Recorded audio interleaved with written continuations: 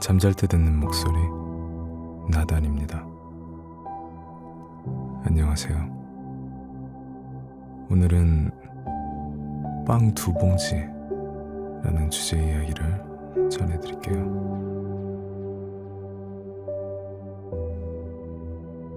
오랜 시간 힘들게 모은 돈으로 빵가게를 개업한 한 남자가 있었습니다. 아직은 서툴지만 노릇노릇 구워져 진열장에 놓여있는 빵만 보고 있어도 좋았고, 손님이 많은 날은 입가에 미소가 떠날 줄 몰랐습니다.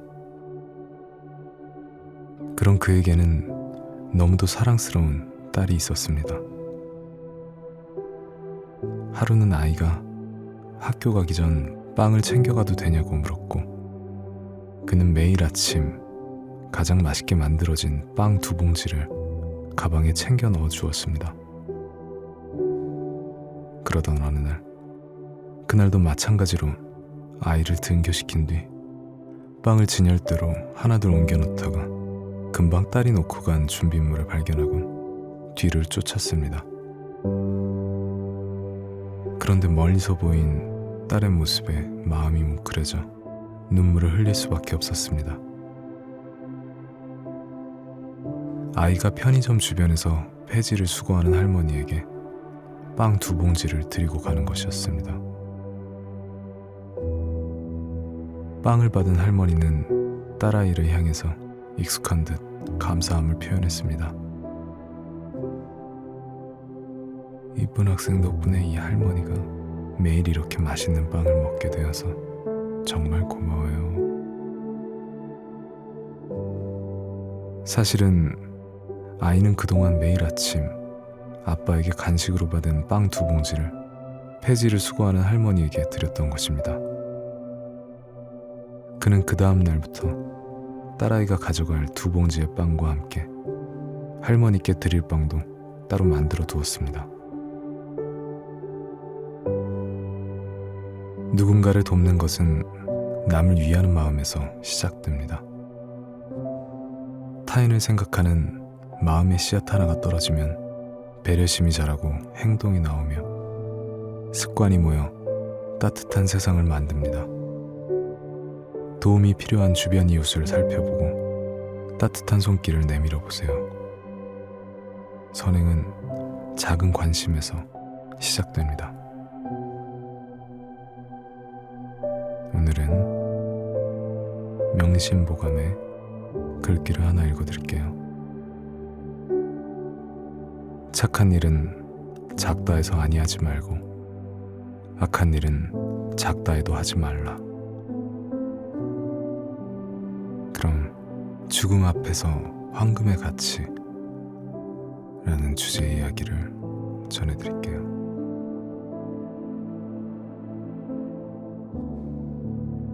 세계 곳곳을 돌아다니는 탐험대가 유적을 조사하다가 인적이 드문 산속에 위치한 곳에서 토굴을 발견하게 되었습니다.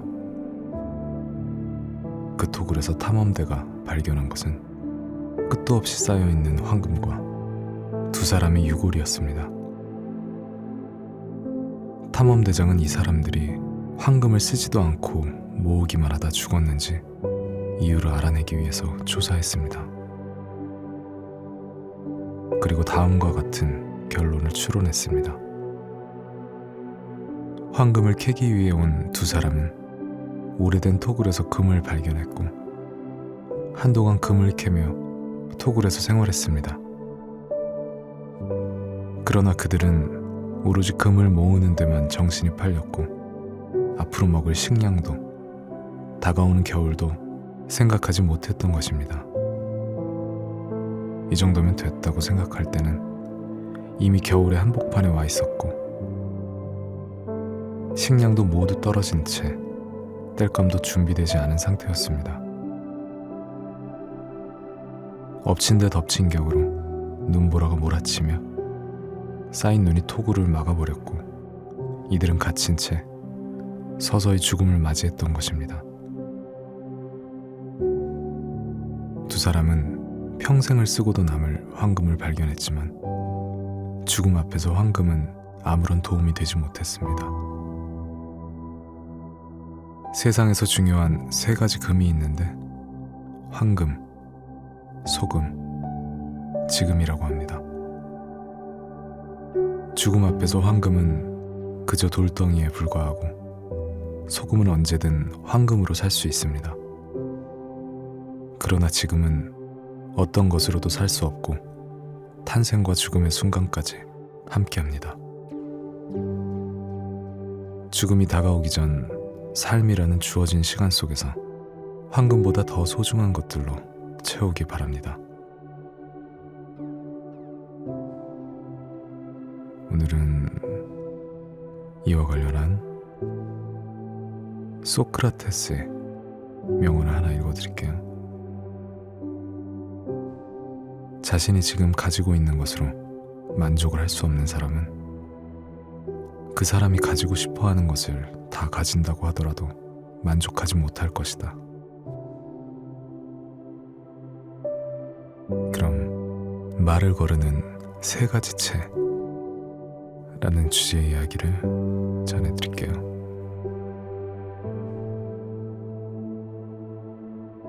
그리스의 철학자인 소크라테스가 사는 마을에 남의 얘기하기를 좋아해 여기저기 헛소문을 퍼뜨리는 한 청년이 있었습니다. 하루는 소크라테스가 나무 밑에서 쉬는데 마침 그의 앞을 지나가던 청년이 소크라테스를 발견하곤 먼저 다가와 이야기를 꺼냈습니다. 소크라테스 선생님, 제 말 좀 들어보세요. 윗마을에 사는 필립이 무슨 일을 저질렀는지 아세요? 착한 줄로만 알았던 그 친구가 글쎄.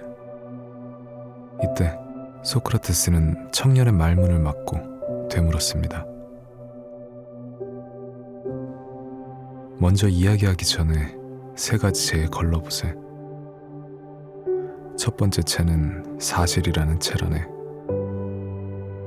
자네가 지금 하려는 이야기가 사실이라는 증거가 확실하나? 그러자 청년은 머뭇거리며 답했습니다. 잘 모르겠습니다. 저도 들은 이야기입니다. 소크라테스는 다시 청년에게 말했습니다. 두 번째 채는 선이라네.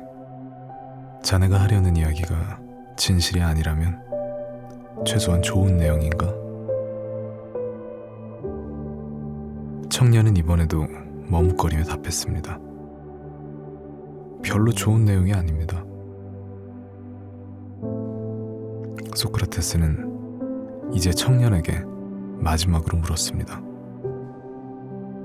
이제 세 번째 채로 다시 한번 걸러보세.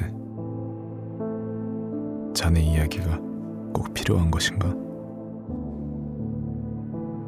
청년은 이 질문에도 선뜻 대답하지 못했고 이어서 소크라테스는 말했습니다. 그렇다면 사실인지 아닌지 확실한 것도 아니고 좋은 것도 아니고 필요한 것도 아니면 말해야 무슨 소용이 있단 말인가? 에휴.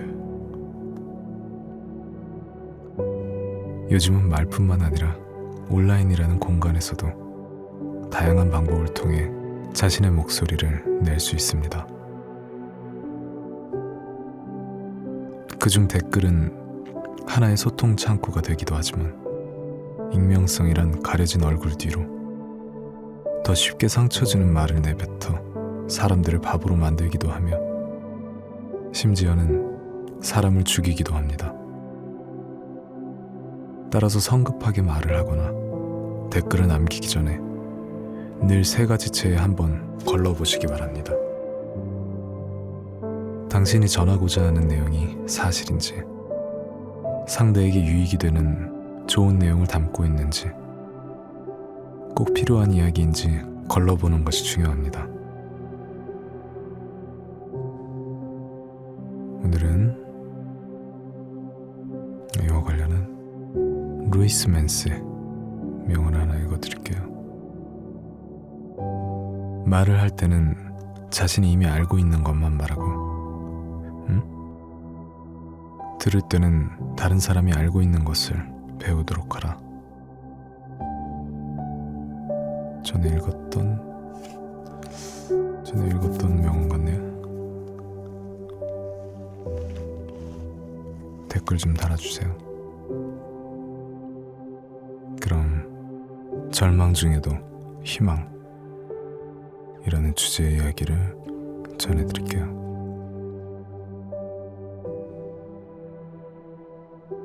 영국 런던에 사는 한 남자는 43세 때 시력을 잃게 됩니다. 엎친 데 덮친 격으로 아내와 아들도 세상을 떠나며 인생에서 가장 힘든 나날을 보내고 있었습니다. 게다가 반대 세력에 의해 감금되어 자유도 잃었습니다. 한순간 모든 것을 잃은 그를 보곤 주위 사람들은 그가 시리에 빠져 탄식하다가 곧 죽을 것으로 생각했습니다. 그러나 그는 모든 절망을 이기고 가장 위대한 서사시라고 평가받는 불후의 명작을 저술하게 됩니다.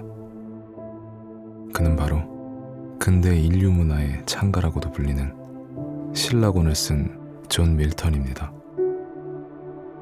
앞이 보이지 않는 상황에서도 굴하지 않았던 그는 이렇게 말했습니다.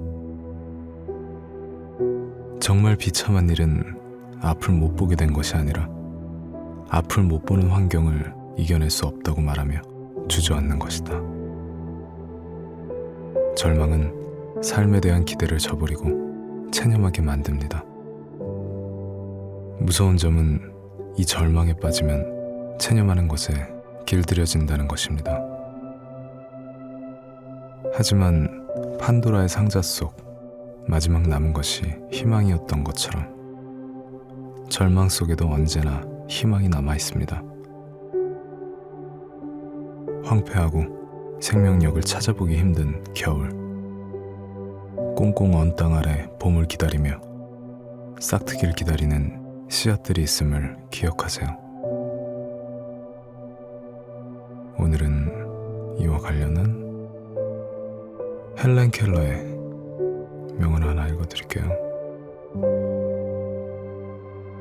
세상은 고통으로 가득하지만 한편 그것을 이겨내는 일로도 가득 차 있다. 그럼 결국은 정신력 싸움이라는 주제의 이야기를 전해드릴게요. 스파르타는 고대 그리스에서 최고의 군사강국이라 인정받는 도시국가였습니다. 엄격하고 강도 높은 훈련을 통해 용감한 전사를 배출했는데 이러한 교육관을 보고 오늘날까지도 스파르타 교육이라는 단어를 많이 사용합니다. 그중 다음과 같은 일화가 있다고 합니다. 검술 훈련을 앞두고 짧은 검을 지급받았던 한 청년이 지휘관에게 말했습니다. 제가 가진 검은 매우 짧아서 전투에 불리합니다. 그러자 지휘관은 청년을 격려하며 말했습니다. 검이 짧다면 한 발짝 빨리 적진으로 들어가 보게. 문제는 검의 길이가 아니라 한 발짝 더 앞서는 정신이 있느냐 없느냐 하는 것이네. 전투에서 이기는 것보다 자신과의 싸움에서 이기는 것이 훨씬 값지다고 합니다. 자신과의 싸움에서 이긴 사람은 영원히 승리하기 때문입니다. 모두가 다 같은 조건을 가질 수 없습니다. 그럴 때마다 각자 특별하게 무장할 수 있는 것이 바로 정신력으로 버티는 것입니다. 오늘은 이와 관련한 에드워드 기본의 명언을 하나 읽어드릴게요. 우리는 자신을 이김으로써 자신을 향상시킨다. 자신과 싸움은 반드시 존재하고 거기에서 이겨야 한다. 그럼 사춘기 증후군 이라는 주제의 이야기를 전해드릴게요.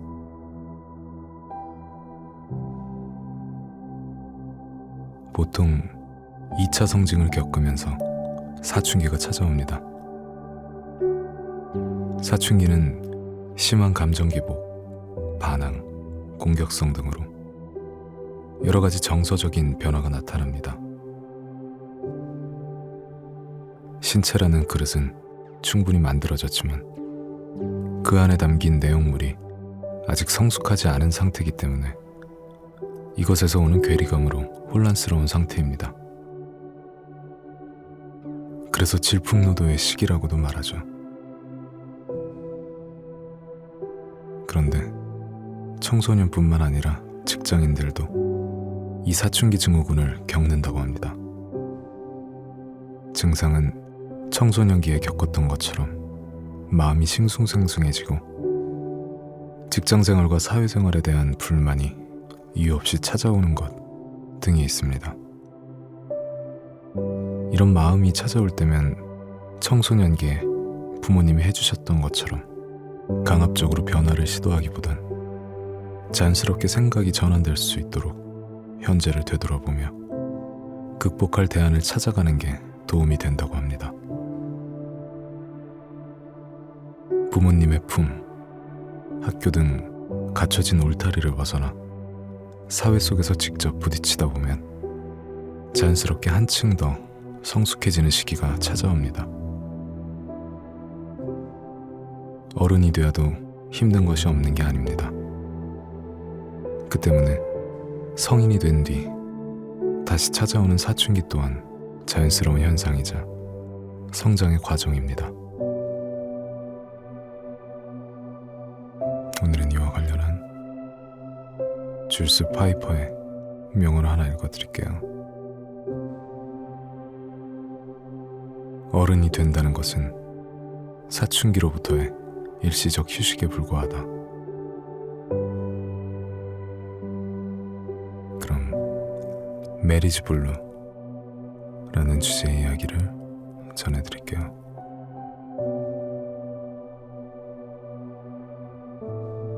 결혼 전에 겪는 우울증인 메리지 블루. 이 단어는 유이카와 게이의 소설에서 결혼 생활을 의미하는 메리지와 우울과 슬픔을 상징하는 색 블루가 합쳐 만들어진 합성어입니다. 결혼 전 과거에 대한 아쉬움과 예측할 수 없는 앞날로 인해 혼란스럽고 불안함을 느끼게 된다고 하는데요. 사실 이러한 두려움은 결혼뿐만 아니라 학년이 올라갈 때, 새로운 직장에 적응할 때 등 다양한 상황에서 겪게 됩니다. 그러나 당장 이러한 변화에 대해 두려워하지 않아도 됩니다. 우주선이 대기권을 벗어나 우주로 진입할 때 우주선의 외부 온도는 엄청난 공기 마찰로 섭씨 1900도에 이른다고 합니다. 이 영향으로 어떤 것보다 강한 우주선의 외부는 검게 그을릴 정도입니다. 이처럼 환경의 변화를 겪을 때 우주선만큼의 혼란스러움이 있을 수 있지만 이 과정이 지난 후에는 마침내 적응해 유유히 비행을 할 수 있게 되기 때문입니다. 스펜서 존슨이 쓴 책 누가 내 치즈를 옮겼을까에서는 발빠르게 대처하는 스컬이 새로운 도전을 하기 위해 떠나는 변화를 두려워하는 햄을 통해 각각 변화에 대처하는 모습을 보여줍니다. 이처럼 각자 다르게 변화를 맞이합니다. 그러나 공통점이 한 가지 있습니다. 바로 직접 변화를 겪기 전까진 그 결과가 긍정일지 부정일지 아무도 모른다는 것이죠. 하지만 변화를 통해 광활한 우주를 경험할 수 있는 것처럼 더 넓은 안목을 위해 용기 내보세요.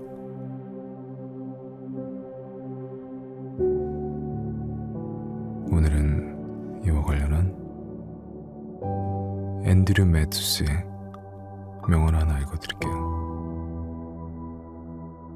모든 변화는 저항을 받는다. 특히 시작할 때는 더욱더 그렇다. 그럼 1월의 유래 라는 주제의 이야기를 전해드릴게요.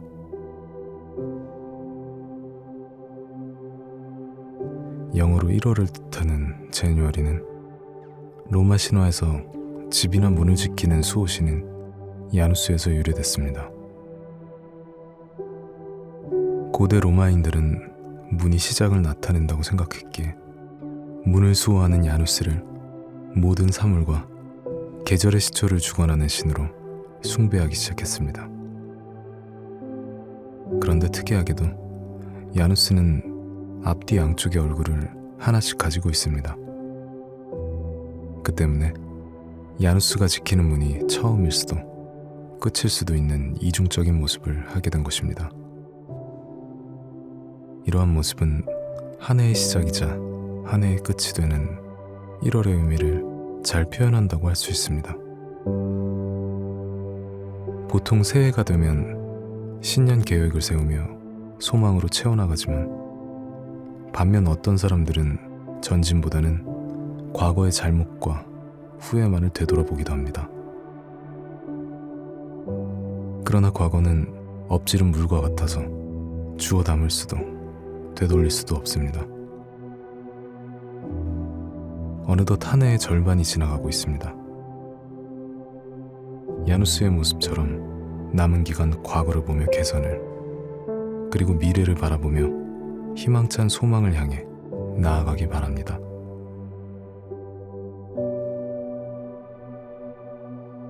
오늘은 아우구스티누스의 명언을 하나 읽어드릴게요. 새로운 시간 속에는 새로운 마음을 담아야 한다. 그럼 상처 회복이라는 주제의 이야기를 전해드릴게요. 발을 삐었을 때는 무리해서 움직이지 않고 우선 삔 발목을 가만히 두고 쉬는 게 좋다고 합니다. 삔 발을 계속 사용하면 상태가 악화될 수 있기 때문입니다. 그리고 염자 부위에 얼음찜질을 해주며 열을 식혀주고 놀란 근육을 진정시켜주는 게 좋은 방법이라고 합니다. 발목을 살짝 삐끗하는 것처럼 우리 마음도 하루에 여러 번 상처 입기도 하는데 이때의 치료 방법도 발목을 치료하는 것과 크게 다르지 않습니다. 우선 가만히 마음의 상처를 살펴보며 지금 필요한 것이 무엇일지 생각해보는 것입니다.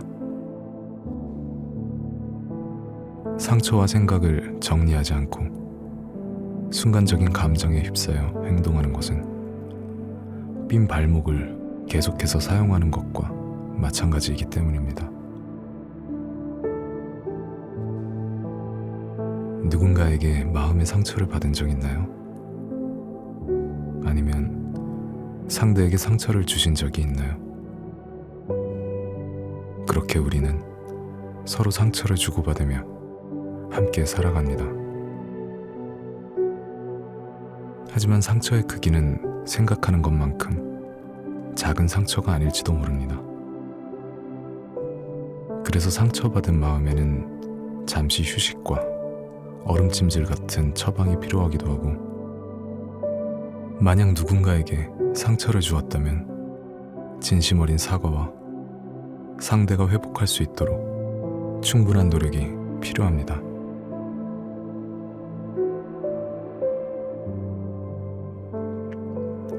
오늘은 이와 관련한 칼 매닝거의 명언을 하나 읽어드릴게요. 사랑은 사람을 치료한다. 사랑을 받은 사람, 사랑하는 사람 할 것 없이 모두. 그럼 양떼가 강을 건너는 방법 이라는 주제의 이야기를 전해드릴게요.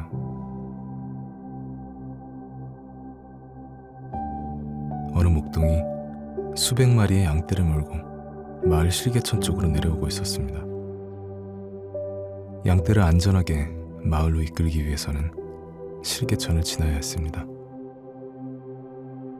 먼저 목동이 실개천을 건너갔습니다. 하지만 물을 싫어하는 양들은 목동이 건너가는 것을 보고도 실개천 끝자락에서 어찌할 바 모르며 혼란스러워하고 있었습니다. 이때 이를 지켜보던 한 아이가 다가와 목동에게 물었습니다. 이 많은 양떼를 몰고 어떻게 건널 수 있나요? 그러자 목동이 양떼 무리에서 새끼 양 한 마리를 자신의 어깨에 둘러매곤 아이에게 말했습니다. 생각보다 아주 간단하단다. 목동은 둘러맨 새끼 양 한 마리와 함께 성큼성큼 실개천으로 걸어 들어갔습니다. 순간 어미 양이 물속으로 풍덩 뛰어들며 목동 뒤를 따르는 것이었습니다. 그것이 신호가 되어 수백 마리의 양들이 일제히 물속으로 뛰어들어 무사히 건너가기 시작했고, 한 마리의 양도 빠짐없이 건너편으로 이동할 수 있었습니다. 양은 온순한 모습과는 전혀 다르게 두려움도 많고 고집도 세서 제멋대로인 동물로 유명합니다. 하지만 새끼에 대한 어미의 사랑과 보호 본능은 눈앞에 놓인 어떠한 장애물과 두려움도 능히 이기게 합니다. 그럼 능률의 비결이라는 주제의 이야기를 전해드릴게요.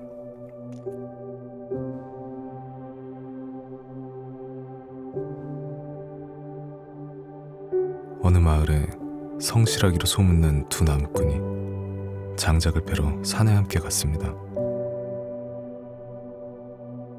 두 사람은 똑같은 도끼를 가지고 반나절 동안 나무를 베었는데 어찌된 일인지 서로 쌓인 장작의 짐이 달랐습니다.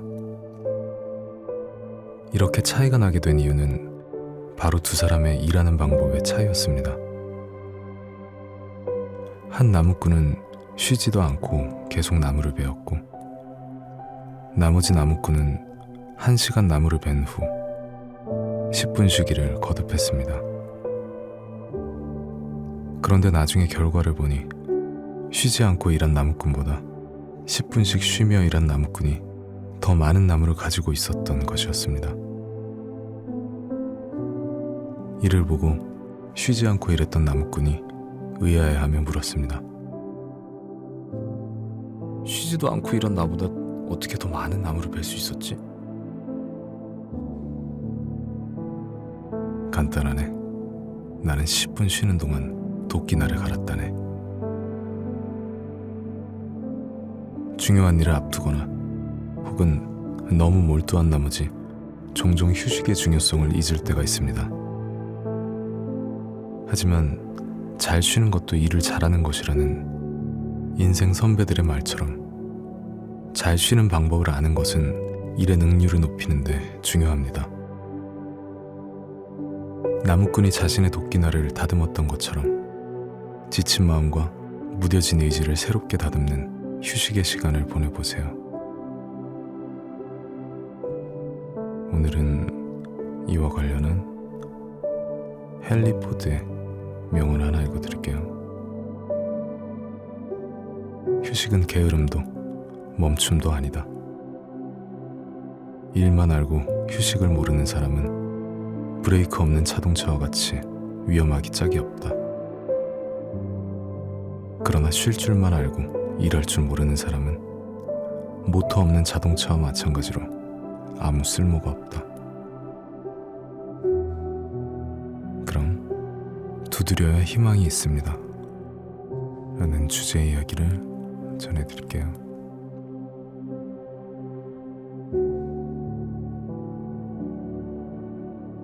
일생을 문 밖에서 서성이던 한 남자가 있었습니다.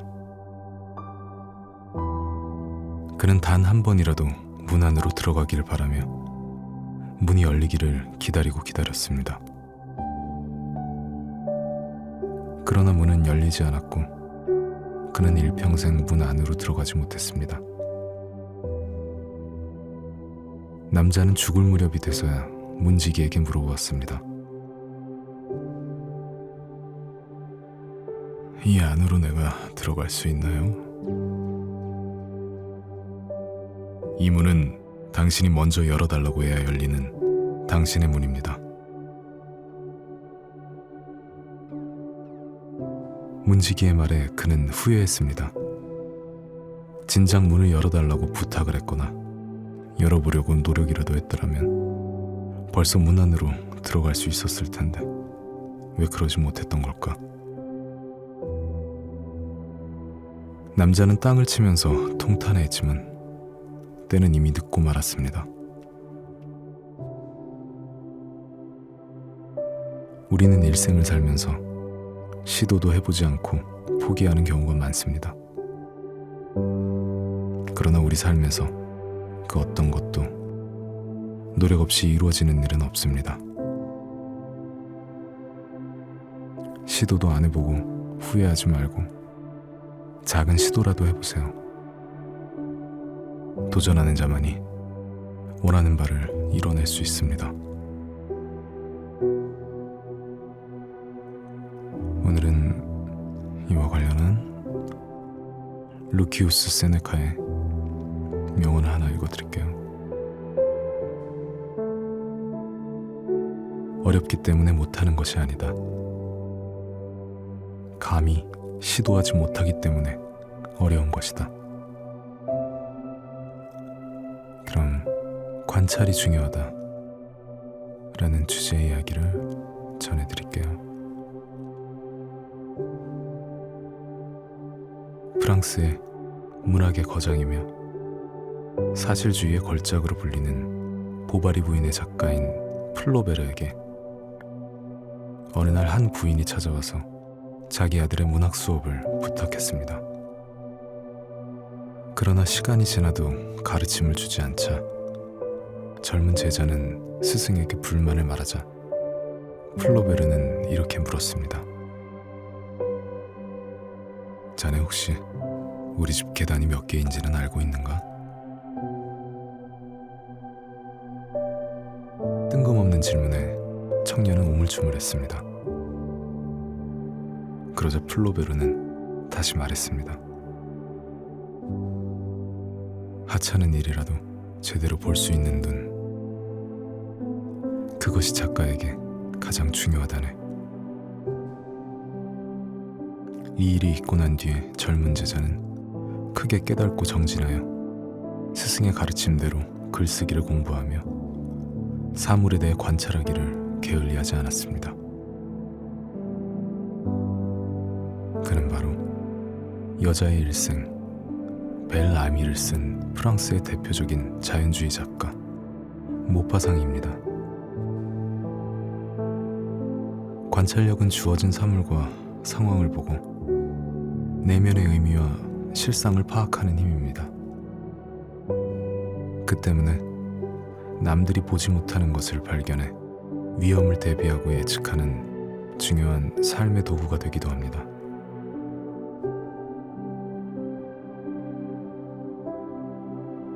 오늘은 이와 관련한 레오나르도 다빈치의 명언을 하나 읽어드릴게요. 관찰이 전부다.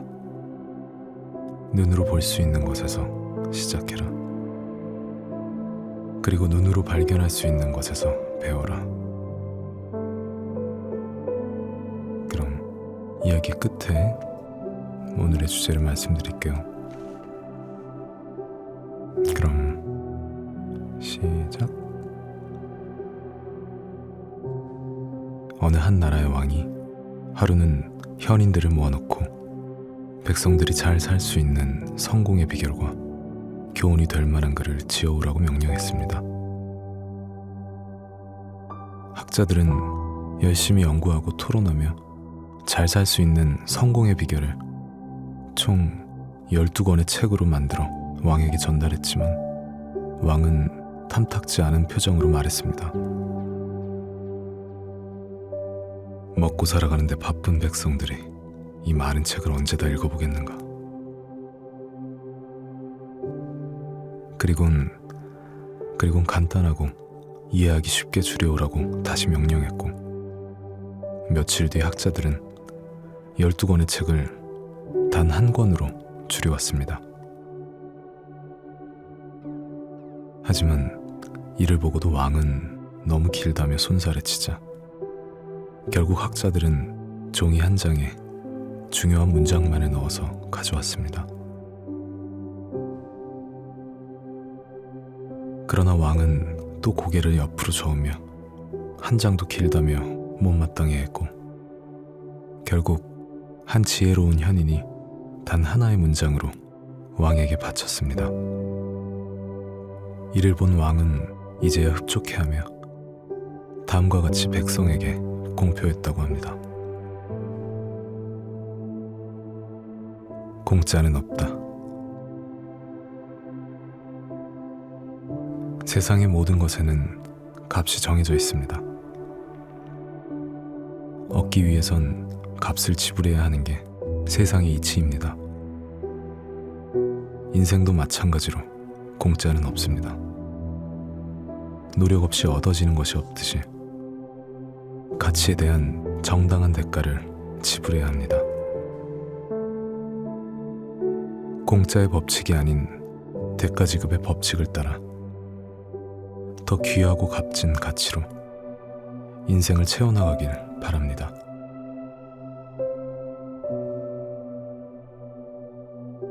오늘은 공짜는 없다 라는 주제의 이야기를 전해드렸어요. 그럼 오늘은 이와 관련한 러시아 속담을 하나 읽어드릴게요. 공짜 치즈는 쥐덫에만 놓여있다. 그럼 작용과 반작용의 법칙이라는 주제의 이야기를 전해드릴게요.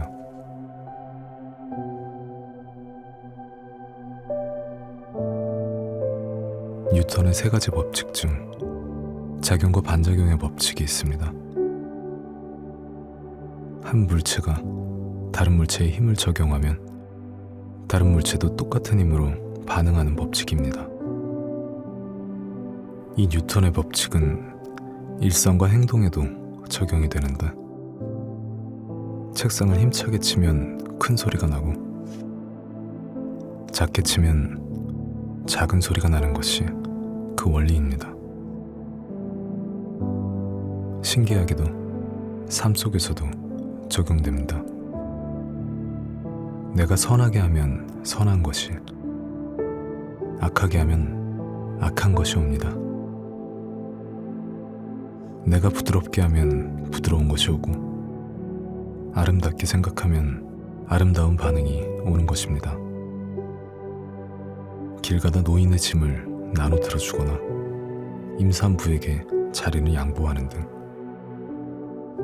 간혹 내가 한 행동의 반작용이 당장 반응하거나 보이지 않을 때도 있습니다. 하지만 눈에 보이지 않는다고 마음대로 생각하고 행동한다면 어느새 반작용은 눈덩이처럼 불어납니다. 세상을 살아갈 때 기억해야 할 것은 선한 행동이 선한 행동을, 악한 행동이 악한 행동으로 되돌아온다는 것입니다.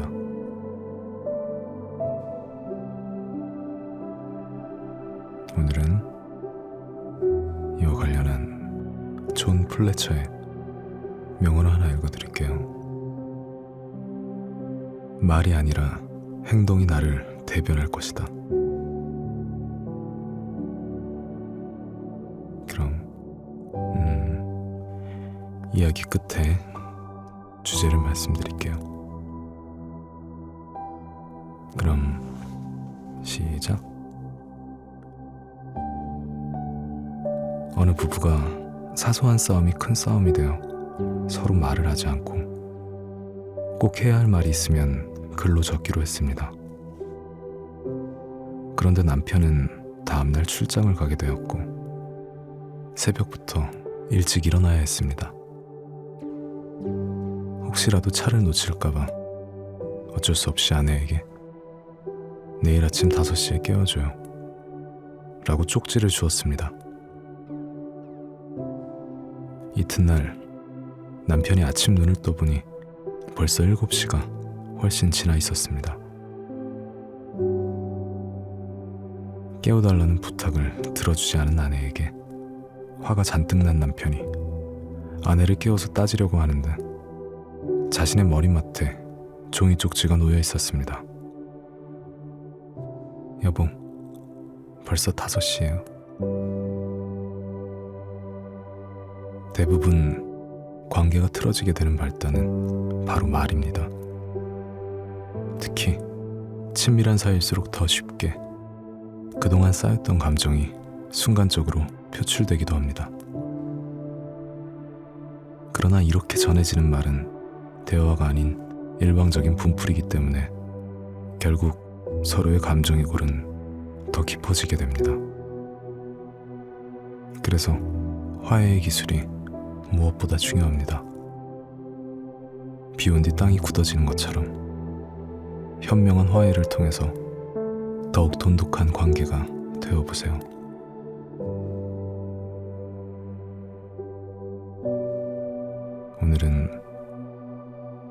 오늘은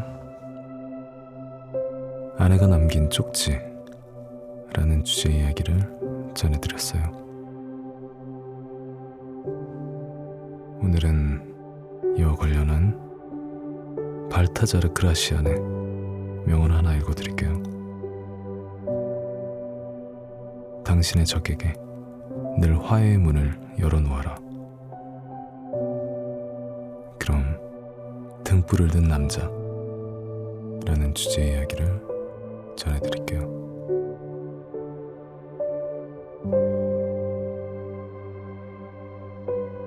한 남자가 어두운 골목길에서 등불을 들고 걸어오고 있었습니다. 마침 같은 골목을 지나가던 사람이 유심히 살펴보니 등불을 든 사람은 앞을 볼 수 없는 시각장애인이었습니다. 사람들은 앞이 보이지 않는 그 사람이 등불이 왜 필요할지 의아했기에 붙잡아 물어봤습니다. 저기요, 앞을 못 보는데 등불이 왜 필요합니까? 그러자 그는 등불을 자기 얼굴에 가까이 대며 말했습니다. 저에게는 등불이 필요 없습니다. 그러나 다른 사람이 저를 보고 부딪히지 않고 잘 피해갈 수 있지 않습니까? 탈무드에 나오는 배려에 대한 이야기입니다. 세상은 나 혼자 살아가는 것이 아닌 주위 사람들과 함께 더불어 살아가야 하는지를 깨우쳐주고 있습니다. 갈수록 삭막해지는 세상을 살다 보면 때론 순수한 배려와 호의를 잊기도 하고 스스로 손해보지 않으려 더 강하게 움켜쥐기만 합니다. 하지만 내가 먼저 바뀌어 선의를 행한다면 세상과 타인의 마음을 밝히는 등불이 될 수 있을 것입니다. 오늘은 이와 관련한 마크 트웨인의 명언 하나 읽어드릴게요. 사람이 사람을 헤아릴 수 있는 것은 눈도 아니고 지성도 아니거니와 오직 마음뿐이다. 그럼 문제는 바로 나 라는 주제의 이야기를 전해드릴게요. 어떤 남자가 한 식당에 갈 때마다 직원이 자신에게만 불친절하게 대하는 것 같은 기분을 느꼈습니다. 그러던 어느 날 여느 때와 다름없이 식당에 들렸는데 이번에도 또 직원이 자신에게만 불친절하게 대한다고 느꼈고 이 모습에 기분이 나빠진 남자는 결국 참아왔던 감정이 폭발해 말했습니다. 아니 도대체 왜 나한테만 그렇게 불친절한가요? 그러자 직원은 억울해하며 말했습니다. 저는 다른 손님들과 똑같이 대했는데 언제나 선생님이 굳은 듯한 표정으로 저를 대하셨어요. 직원의 대답을 들은 후에야 이 남자는 자신의 표정과 태도를 깨닫고 사과했습니다. 평상시에도 항상 화난 듯한 표정과 말투로 주위 사람들을 대하는 사람이 있습니다. 이는 내면의 부정적인 감정을 그대로 표출하거나 또는 부정적으로 표현하는 게 습관이 되어버린 경우 등 이유는 다양하지만 결국 내면의 감정으로 인한 문제라는 건 공통됩니다.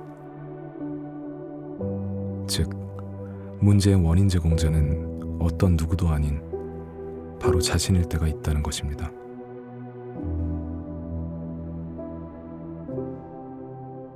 오늘은 월리 페이머스 아모스의 명언 하나 읽어드릴게요. 인생은 거울과 같으니 비친 것을 밖에서 들여다보기보다 먼저 자신의 내면을 살펴야 한다. 그럼 잘 팔리는 그림 이라는 주제의 이야기를 전해드릴게요.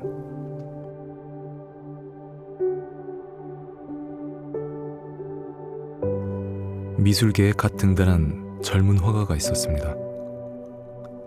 그는 실력 있는 화가였지만 자신의 그림이 잘 팔리지 않자 하루는 스승을 찾아가 고민을 토로했습니다.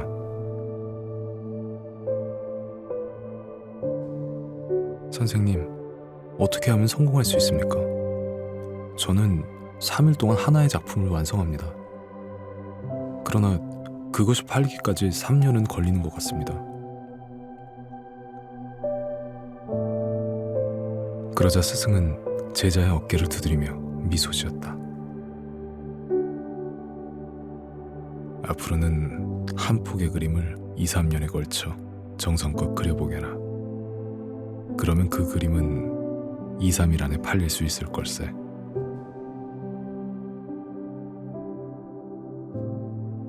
내가 알아차리기도 전에 다른 사람들이 먼저 노력의 가치를 알아봅니다. 간혹 노력 없이 얻는 대가가 있는데 이것을 행운이라 부릅니다.